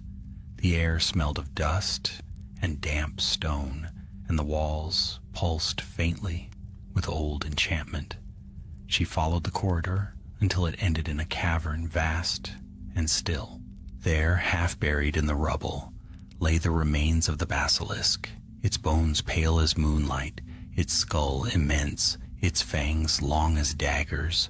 The creature's empty sockets glimmered faintly, as if the memory of sight had never left them. Elara stepped closer, each footfall echoing. The air felt heavy, thick with a magic too old for comfort.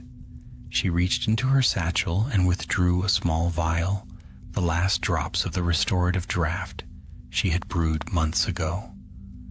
"If this is what binds the darkness," she murmured, "then let it rest." She uncorked the vial and let a single drop fall upon the serpent's skull. The reaction was immediate.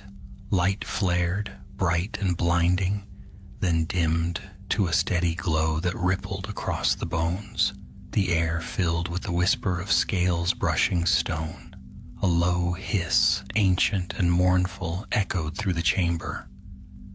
Elara stood frozen, the serpent's skull turned toward her, though it had no eyes. From its jaws issued a voice, deep and weary, yet filled with strange wisdom. "Child of potion and flame," it said, "why disturb what has already died?" "I seek to heal what lingers," she said steadily. "To heal?" The skull's laughter was a whisper of dust. "The one before you sought the same, he healed nothing. He bound me instead, yet his will was precise." She swallowed hard. "Snape did what he had to." "Did he?" The bones shifted slightly, creaking.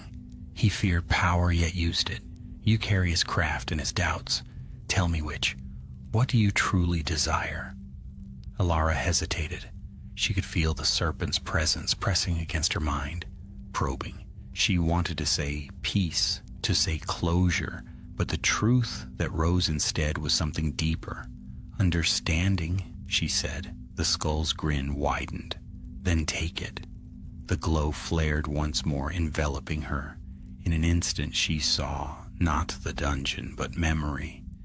Snape at his desk, ink-stained fingers, sketching runes, his expression fierce and lonely. She saw Dumbledore beside him, speaking softly, warning of the cost of mastery. She saw Snape destroy the heart of serpents and, in doing so, scatter its essence across the world. When the vision faded, she was kneeling on the cold stone, trembling. The basilisk's light had gone out, its voice silenced. In her hand remained a single scale, small and black as obsidian, pulsing faintly with green light. She understood now. This was the last fragment of the serpent's will, the final piece of the old curse. It had not been destroyed, only dormant, waiting for one who could bear it. Elara rose slowly. "Then I'll guard you," she whispered. "No one will wield this again." As she turned to leave, a faint voice drifted through the cavern, carried on the echo of memory. "Well done, Miss Thorne." The sound brought tears to her eyes, though she smiled through them. "Thank you, Professor." When she returned to the surface, The sun had climbed high above the mountains. She walked out into the courtyard, the cold air bracing, the world newly bright. Snow began to fall, fine glittering flakes that caught the light like scattered stars. She opened her hand and looked once more at the scale. It gleamed softly, then dimmed, its glow fading into stillness. She wrapped it in cloth and tucked it close to her heart.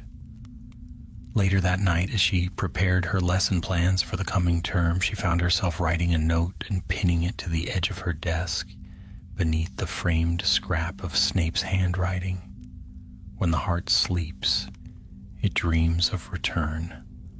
When it wakes, it remembers love. The lantern burned low. Outside, the snow fell thicker, blanketing the grounds.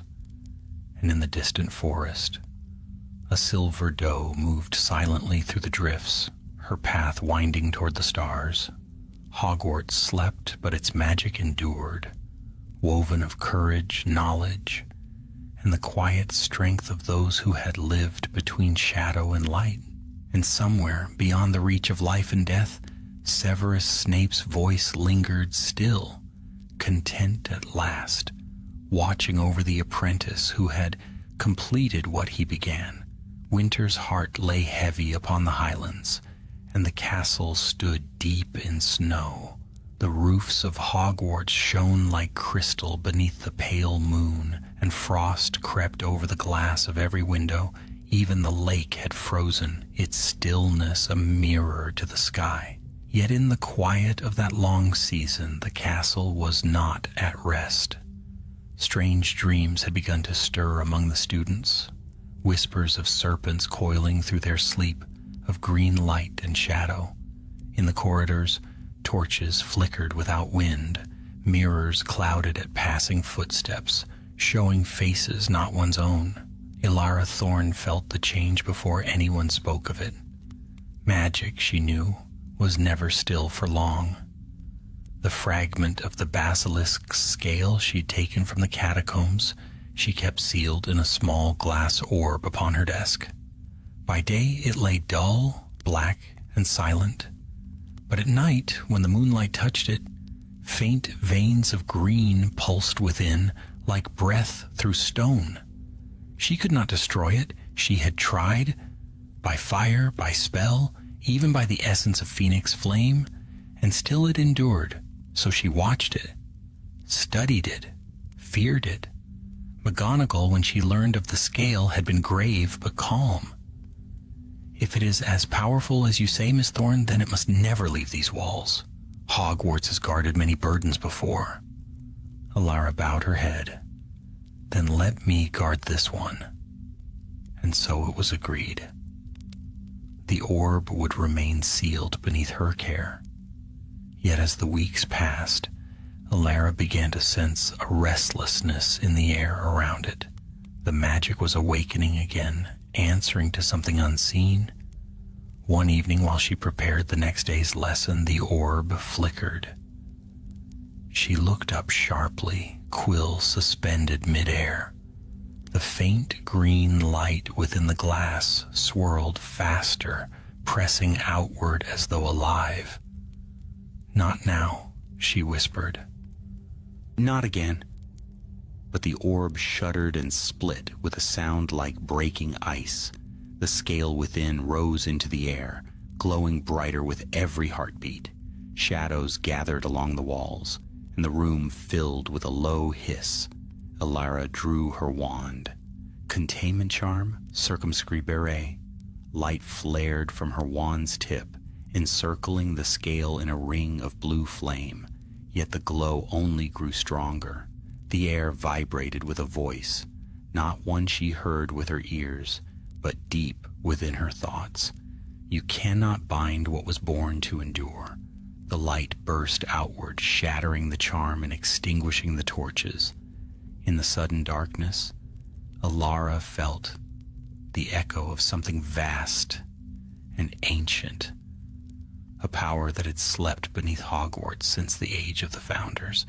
Then, as swiftly as it had begun, the glow faded. The scale fell to the floor, dim once more. Alara stood motionless, her breath unsteady. The voice lingered in her mind, like the memory of thunder. She bent to retrieve the scale, but when her fingers brushed it, warmth pulsed through her hand, followed by an image not her own, a vast stone chamber, a serpent carved in the floor, and a figure standing before it, a man in dark robes, his face pale, his eyes fixed upon the shadow of a ghostly beast. "Professor," she breathed, for it had been Snape she saw, not as a specter, but alive, strong, younger than she remembered. He was performing some forgotten rite, his wand raised, his voice murmuring words she could not hear. The vision vanished as quickly as it came, leaving her trembling. That night she could not sleep. She pored over his old journals again, every page of runes and formulae, searching for anything that might explain the connection. At last, near dawn, she found it. A single unfinished note scrawled in the margin of his handwriting. The serpent's death cannot be undone, yet its echo may remain, a vessel for knowledge unclaimed. Alara set down the book, her pulse racing. The basilisk's remains were not merely relics, they were a repository of magic, a memory bound in scale and bone. And Snape had known it. He had intended the creature's remnants to serve as a prison, holding the last traces of the serpent's will. But now that prison was breaking. In the days that followed, the disturbances grew worse. The students complained of whispers echoing through the dungeons. One girl claimed she had seen a shadow move behind her reflection. The torches burned green instead of gold. Even the ghosts grew uneasy, nearly headless. Nick confessed that the air in the lower halls felt thick as if breathing underwater. Alara tried to reassure them, though doubt gnawed at her. Each night she warded the potions classroom anew, weaving stronger charms. Yet she felt the strain in her wand as though it resisted. The scale's magic was evolving, reaching outward. Finally, she made a decision. If she could not destroy the relic, she would bury it deeper, seal it beyond the castle's reach, where even her magic could not call it back. She prepared at once, gathering charms of binding and concealment, old scrolls from the restricted section, and Snape's wand, the only one strong enough to finish what he began. The night she chose was the longest of the year, when even the stars seemed to hide behind the clouds. She descended again into the lower corridors, lantern held high, the relic bound in silver thread. The air grew colder as she neared the sealed passage where the chamber once lay. There she placed the orb upon the stone and began the incantation. By the hand that brewed, by the mind that served, by the heart that sought no glory, rest. The scale flickered, light coiling upward in slow spirals. For a moment, peace returned. The glow softened, the air stilled. Then a whisper stirred behind her. "You cannot silence memory." She turned sharply. The corridor was empty, yet the shadows moved as if alive. The light from her lantern bent and faltered. In its wavering glow, she saw a figure standing at the far end of the hall, tall, robed in black. Her breath caught. "Professor?" The figure did not answer, but as it drew nearer, she saw that its face was not Snape's. Its eyes were pale and lidless, its mouth curved in a serpent's smile. "You sealed me once," it hissed, "through his hand, through yours. But magic remembers its master. The serpent's will, no longer confined, but awake." Alara raised her wand, every nerve burning. "You have no power here." "On the contrary," said the shadow, voice curling through the air, "you hold my heart in your hands. The scale pulsed violently, light spilling through the bindings. Elara steadied herself. Then take it, and with it, your end. She hurled the orb against the floor. It shattered in a burst of emerald fire. The shockwave swept through the corridor, rippling through the castle itself. The serpent's cry echoed one final time, long, terrible, and fading. When the light cleared, Elara knelt upon the floor. The dust of the scale scattered like ash around her. The air was still again. The presence was gone. Somewhere above, the bells of Hogwarts tolled the midnight hour. Elara rose slowly, exhaustion pressing upon her, and whispered to the empty air, "It's done." A faint voice seemed to answer, carried on the cold wind that crept through the cracks of the stones. "Well done, Miss Thorne." She smiled wearily and turned toward the stairs. Behind her, the last traces of green faded from the walls, and the castle settled into silence once more.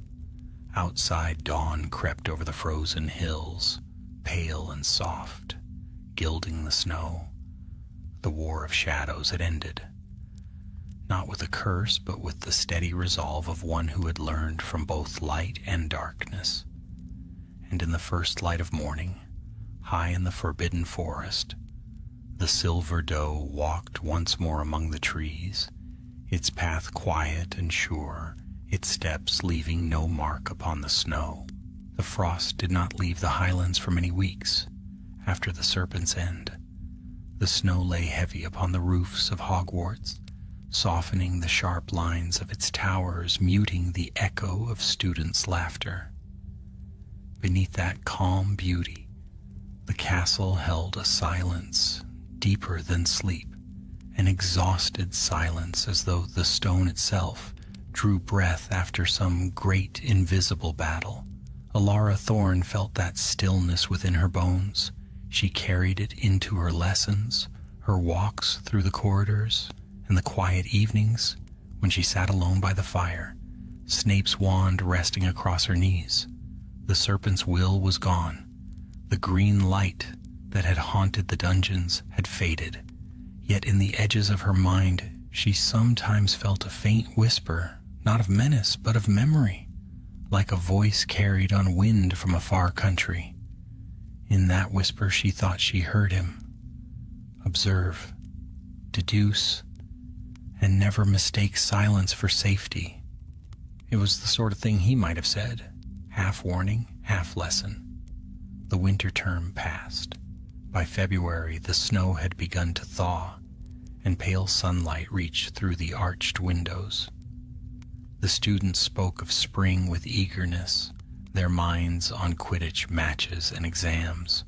The castle breathed again, its long ordeal forgotten by most, but not by Elara. She still dreamt of the chamber's shadows, of serpents that turned to dust, yet whispered as they vanished. In her waking hours, she studied the remnants left behind, the fragments of broken wards, the runic residue that clung to her wand when she cast too near the lower halls. The serpent's power had gone, yes, but traces of it remained, woven deep into the foundation of the castle itself. Perhaps that was why one morning she felt the pull. She had been teaching a class of third years, demonstrating a potion for focus and clarity, when the air changed.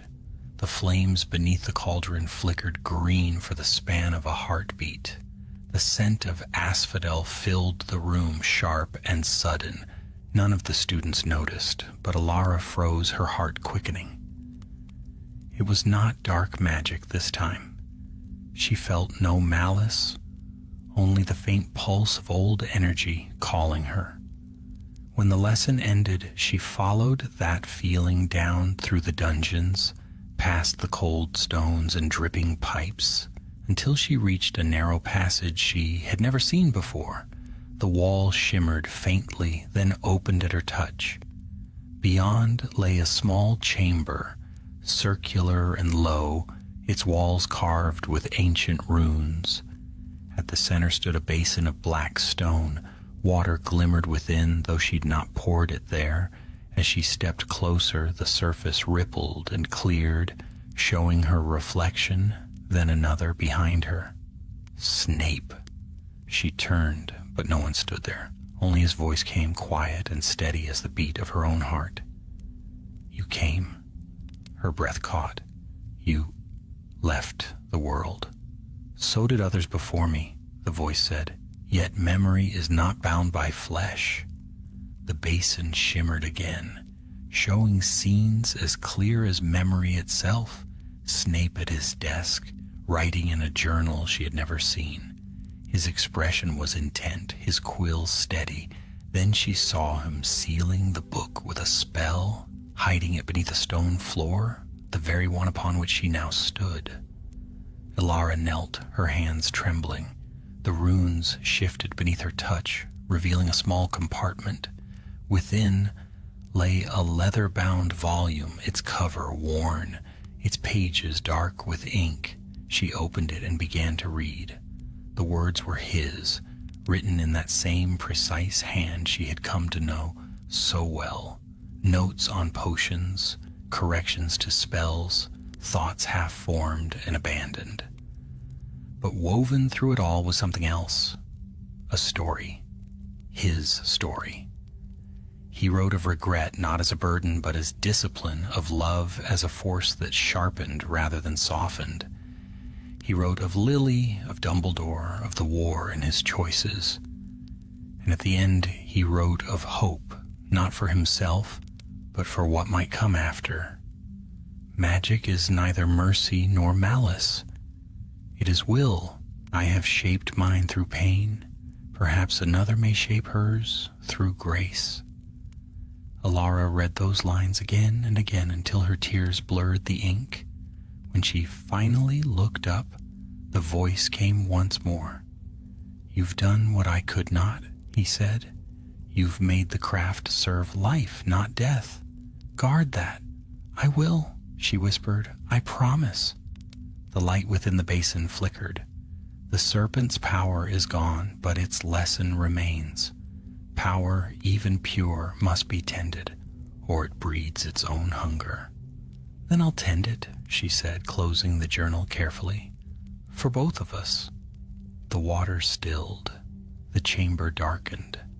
When she turned to leave, she felt no sorrow, only peace.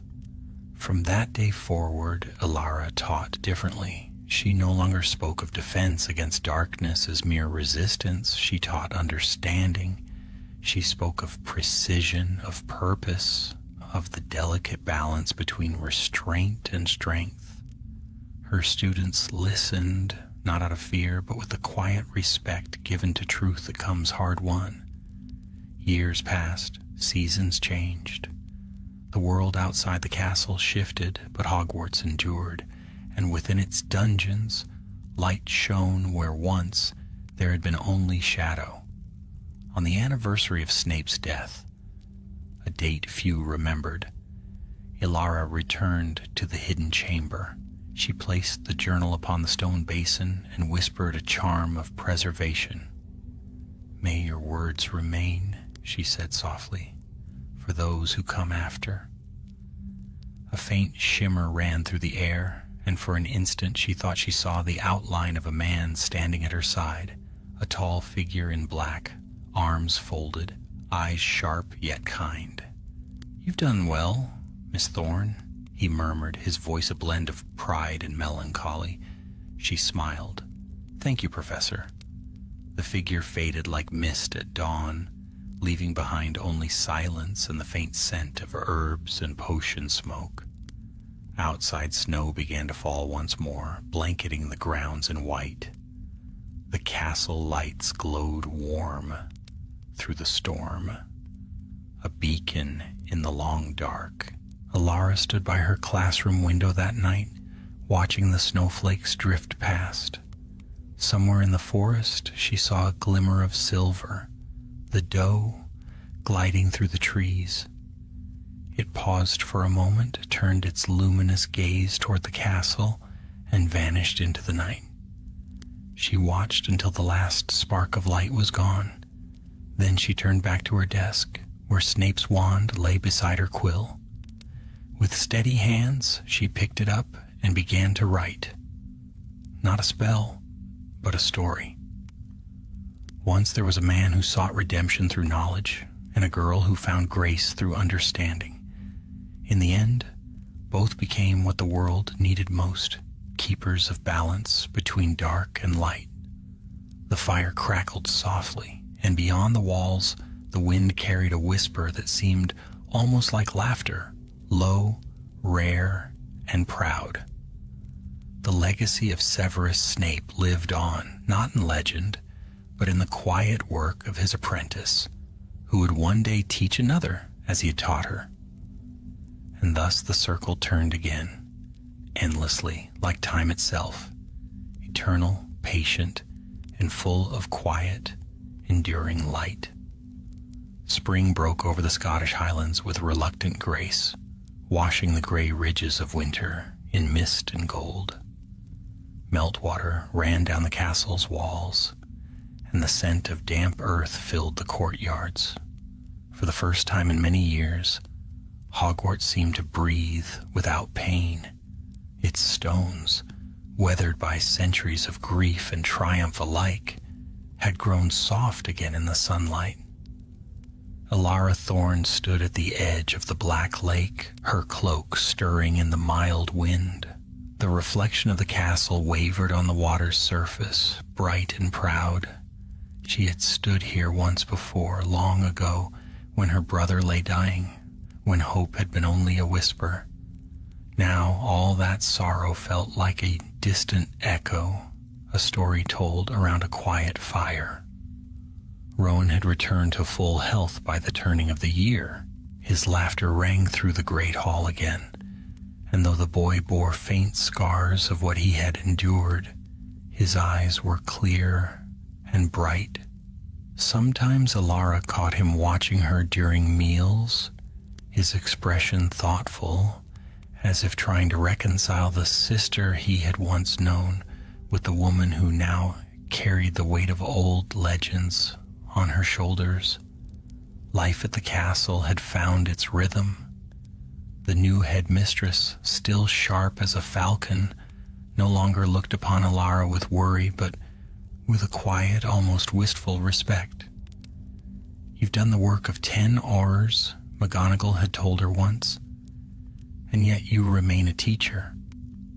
Alara had smiled. That's what he was in the end. In her lessons she taught not only potions but philosophy, though she never called it that.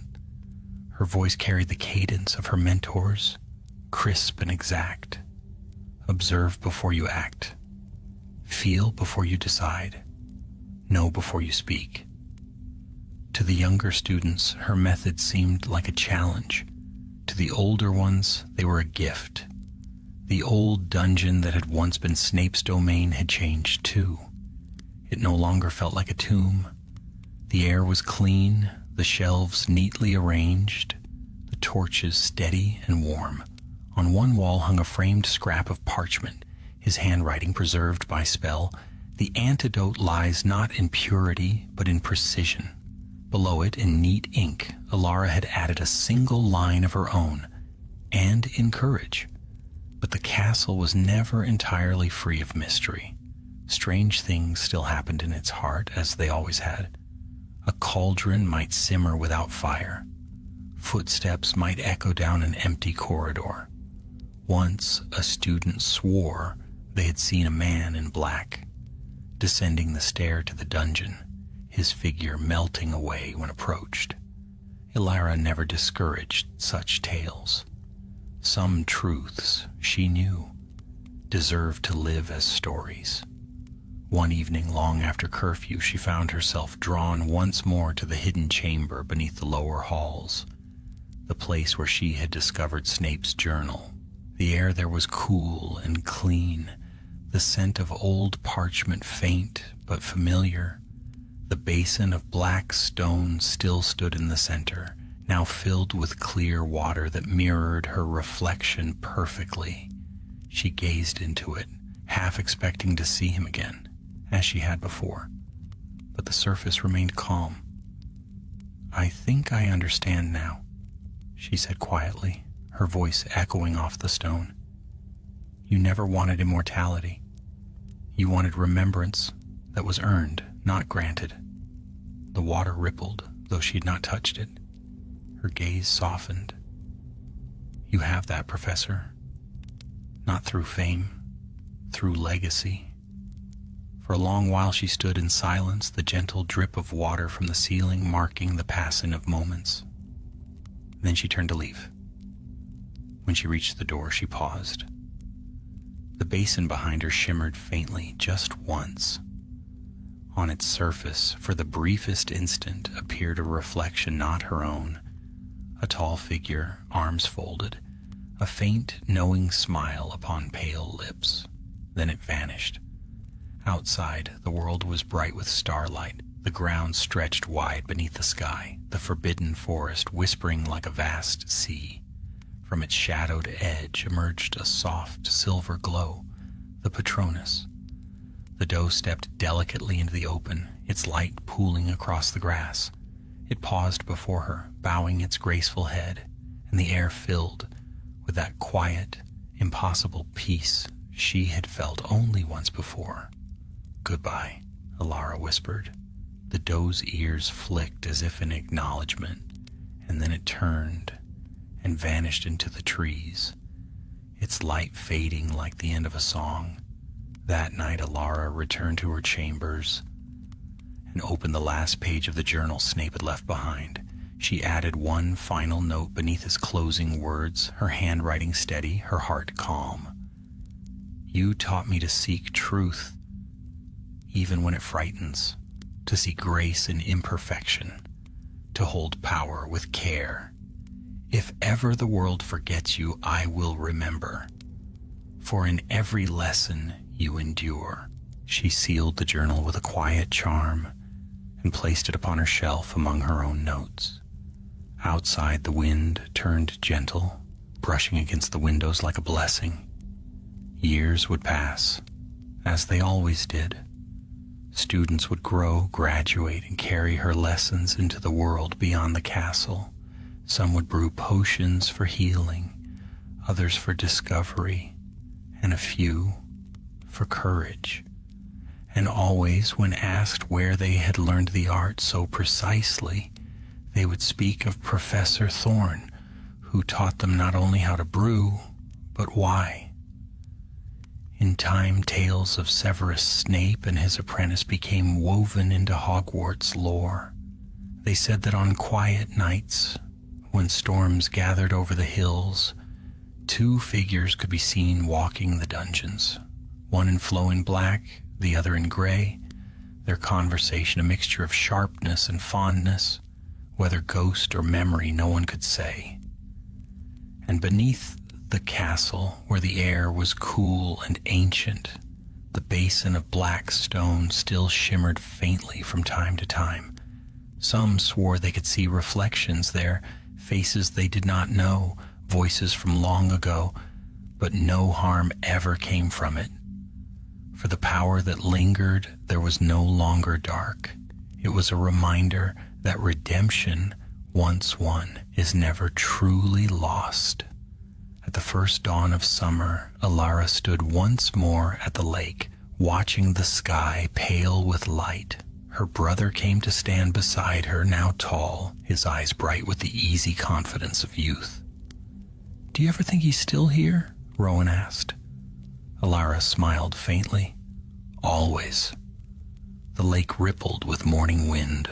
Across the water the castle gleamed, unchanged, unyielding, eternal, and somewhere deep within its walls the faint scent of asphodel rose once more, mingling with the brightness of the day. The story of Severus Snape had ended long ago, but his echo remained, not in grief or guilt, but in the steady, enduring truth he had left behind, that redemption was never the absence of shadow, but the courage to walk through it, torch in hand until dawn broke over the darkness. Alara Thorn turned toward that dawn, the light catching in her hair, and whispered one last time, "Thank you." Then she walked back toward Hogwarts, her footsteps sure, her purpose clear, the sun rising high behind her, gilding the ancient stones with gold. And above it all, unseen but watching still, the silver doe moved through the forest, silent, patient, and eternal.